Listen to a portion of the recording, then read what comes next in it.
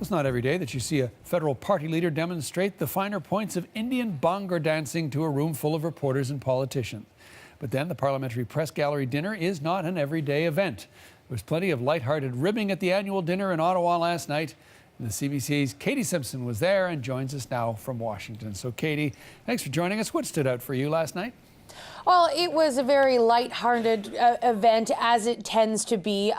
This is an on-the-record event, and in the past, these dinners have been off the record, and that's where you hear the legendary ruckus stories about things sort of getting wild and out of control. But it is a very mild-mannered, very Canadian, very polite, very respectful evening where the leaders of all of the federal parties got together to make fun of themselves and make fun of each other and to even make fun of the press, but done in a very respectful way. And there was one big issue this year that could not be ignored, and that was Justin Trudeau's trip to India. And he sort of really kicked things off, getting everyone kind of laughing a little bit when he made fun of that event. Have a listen.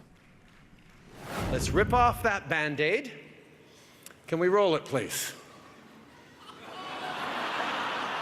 Here I am, meeting Bollywood star Shah Rukh Khan. And wow, one of us is seriously underdressed. How embarrassing for him. Oh, yeah.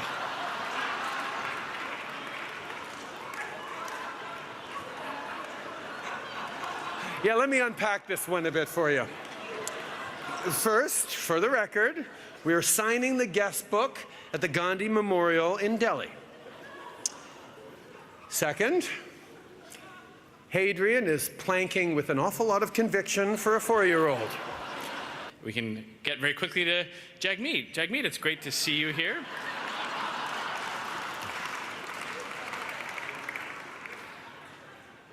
I don't know which table you're sitting at, but it's so good to see you with a seat here in Ottawa after all this time. So there you are. For all my print journalist friends in the room, both of you, I am sorry for that joke, and I would apologize for it, but I think the Prime Minister has already scheduled that apology in the next couple of weeks. So, ready positions? Okay. It's going to be a 1 and a 2, a 1 and a 2, a 1 and a 2, a 1 and a 2. Okay. So, I call it, I'm going to run there. No, I'm not. I'm going to run there. No, I'm not. I'm hoping there's going to be music. So, yes!